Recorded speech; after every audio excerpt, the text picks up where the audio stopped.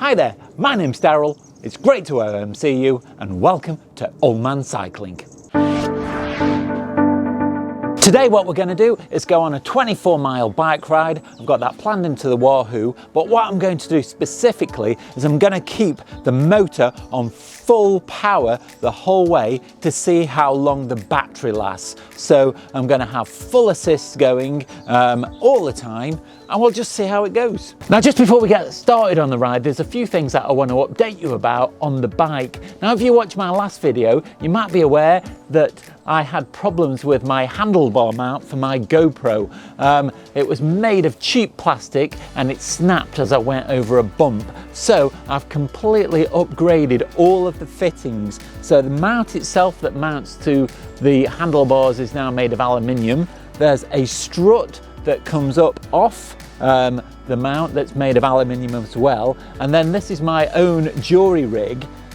There's a bit of tube, which is actually just a bit of plumbing tube, that will allow the handle from the GoPro to slot in. Now, to make it a nice comfy fit, what I've done is I've lined the inside with tape so it doesn't jiggle about. But what this allows me to do is I can face the GoPro forward to film the road, or I can turn it around very quickly to face me and I can film pieces to camera. But also I can take it out very quickly because this handle also turns into a little mini tripod, so I can put it down and film myself riding past as well. Now, you'll also notice I've now got a bag on the frame, and I have really struggled finding a bag that fits in this particular space that's small enough that doesn't interfere with the bottle, because I did visit my local cycle shop and all the bags that they had seemed to be very long and it would interfere with the top of the bottle, so I'd have to run a smaller bottle to fit that kind of bag. Plus, they were nearly £100, which was ridiculous in my eyes. And they also had got a top mount bag that would fit in this position, but that would interfere with the on button for the motor. I can't run a bag underneath the seat because there's an inbuilt light that the Orbea has got, and that would just be obscured. So the only option was this position here. So eventually I found this bag on Amazon for £12. So what I've got in there are the essentials in case I have trouble when I'm on the road. So one thing to always carry is a spare inner tube. I've given up taking puncture repair kits. It's quicker just to change the inner tube, and to do that you will need tyre levers. And I've also got a multi-tool because these wheels are not quick release, so you need an Allen key to get the wheel off. And there's also a spanner. And then I've got the house keys. And then there's also room for spare GoPro batteries because the GoPro quite often eats through batteries very quickly. There are quite a few other things I could carry in the bag, such as a bit of money in case, and mobile phone is really important, but I tend to carry that in my back pocket in my jacket. If you've got any ideas about what you think is essential to carry on your bike, let me know down below in the comments. The final thing that I've changed on the bike is I've installed the trip computer that came with the bike that's provided by Orbea.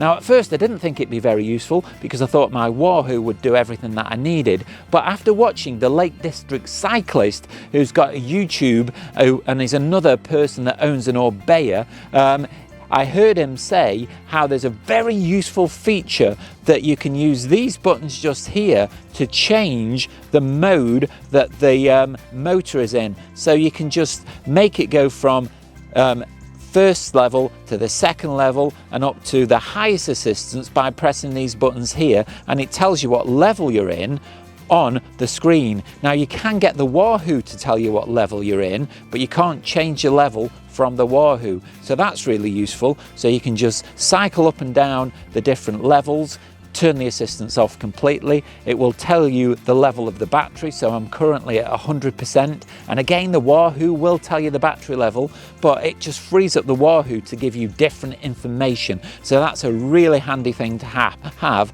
But more than anything, I just like the fact that you can use these buttons left and right to change the level of assistance. So that's all the talking done. I'm going to put the bike into its highest level of assistance and let's go and do the ride.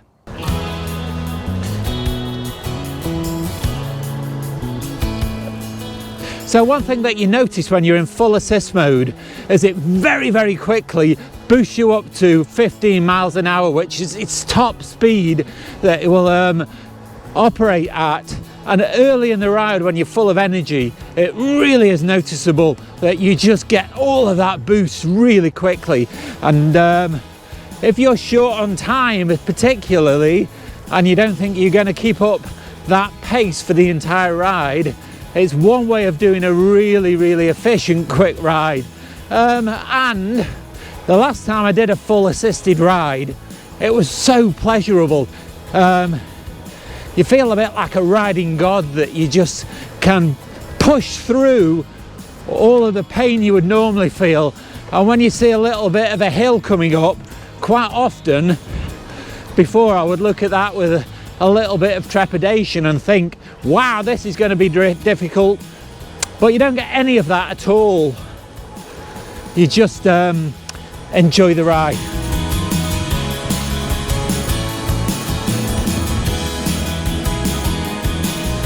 So what I've done is I've created quite a number of random routes in Strava. I just sat on my computer and basically drew out a route. Today I don't actually know the route that I'm following. I'm just being guided by the Wahoo, so it makes the whole ride more interesting. And if you are in the situation where you always ride the same loops and do the same rides all the time and it gets a little bit boring, this can be a really good solution, because I don't really know where I'm going. I know the roads that I'm on because I've cycled them many times. I just don't know the order that I'm going to do them in. So it makes it more interesting.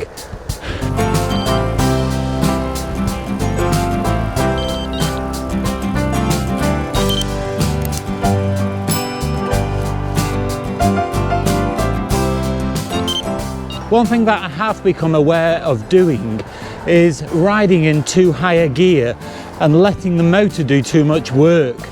It's actually much better if you use your gears properly, as you would do normally. The ride is much easier. I'm sure it actually helps the motor as well.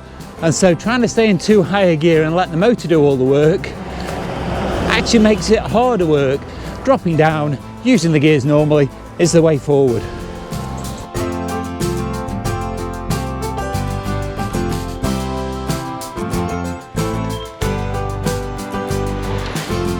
A quick update, I'm 14 miles into the ride and so far I've used 26% of the battery.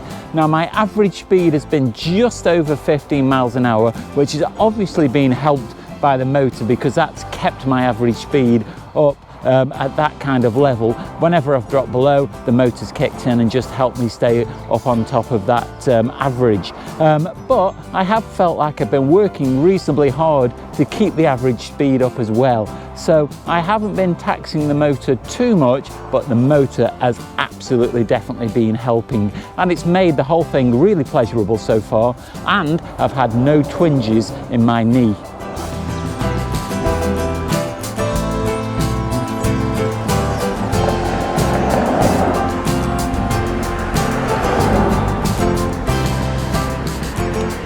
Now, one thing I forgot to mention earlier in my introduction was my new bicycle pump. Now, it might seem really sad to get excited about a bicycle pump when I've got an e-bike with disc brakes and sat-nav, but my old bicycle pump was massive, and this is really compact. It fits on the frame.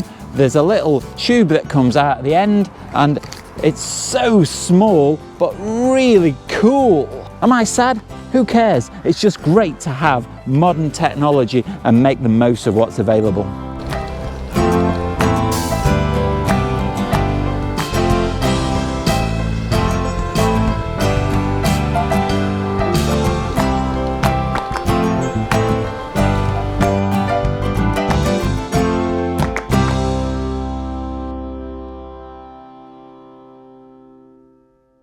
So I'm back home and now time for the results. So I've done a full ride on full assist on the highest level, and the ride turned out to be 25.5 miles. It was a bit longer than I anticipated because I had to do a little bit of a detour because there was a road closure. Now my average speed was 14.2 miles per hour, which is pretty good. So I was leaning on the assist a little bit during that, and the battery usage was 47%. According to the Wahoo. According to the Orbea, it was 48%. So they don't quite match, but they're fairly similar. What I'll probably do at some point for my own interest and for yours is do the same ride again, but use the lowest setting and see how that affects me and see how it affects the battery usage.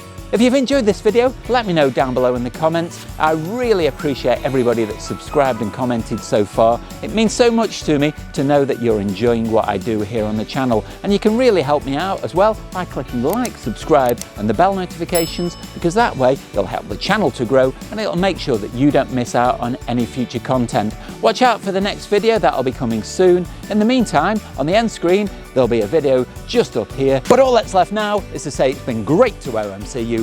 Stay safe, and I'll see you soon. For spare GoPro. Oh,